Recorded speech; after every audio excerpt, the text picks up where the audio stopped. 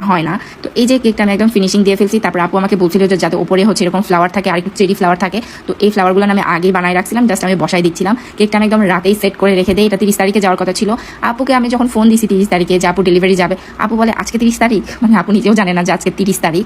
তো যাই হোক, আমি একটু মানে ভয়ের মধ্যে থাকলাম যে আপু নিজেই জানেন আপু নিবে কি নিবে না, তাও তো আমি শিওর না। পরে ডেলিভারি ম্যান যখন ফোন দিল তখন উনি ঠিকানা বলে দিল, যদিও বা এর আগে অনেকবার নিছে আপু, তো ওই ধরনের কোনো মানে ছিল না যে নিবে কি নিবে না, কারণ রেগুলার কাস্টমার থেকে এতটুকু আশা করাই যায় যে এরকম কোনো কিছু তারা করবে না। তো এখানে ফ্লাওয়ারটা আমি পিঙ্ক কালারে দিয়ে দিয়েছি, আর আশেপাশে যে চেরি ফুল ছিল আমি 2 কালারের শেড দেওয়ার ট্রাই করেছিলাম। আর এখানে ওপরের যে একটা মুকুট ছিল, মানে নিচে হচ্ছে বেবিদের একটা প্রিন্টের কাজ ছিল আর উপরে হচ্ছে মুকুট ছিল, মুকুটটা ফন্ডেন্টে নিলে আরও বেশি সুন্দর লাগতো, কিন্তু আপু হচ্ছে যে পেপারে সেই পেপারেই নিছে, যেরকম পিকচারে ছিল আর কি ওরকমই নিছে। আমি বলছিলাম যে ফন্ডেন্টে একটু কস্টিং হইলেও কিন্তু দেখতে সুন্দর লাগতো, কিন্তু আসলে যেরকম চাইবে সেরকমই দিতে হবে, কিছু করার নাই। এখানে আমি প্রিন্টটা বসাই দেই আর ওপরে হচ্ছে মুকুটটা বসাই দেই, আর নিচে হচ্ছে আপু আমাকে লিখতে বলছিল কিছু একটা, নিচে আমি লিখে দিয়েছিলাম, আমার অতটা মনে নাই এখন, বাট হয়তো লাস্টে দেখলে মনে হবে। যাই হোক, এই যে এখানে আমি হচ্ছে যে একদমই প্রিন্টের যে মুকুটটা বানাইছিলাম সেই মুকুটটা এখন আমি বসাই দিই আর কিছু সুগার বল বসাই দিই যাতে দেখতে ভালো লাগে আর কি।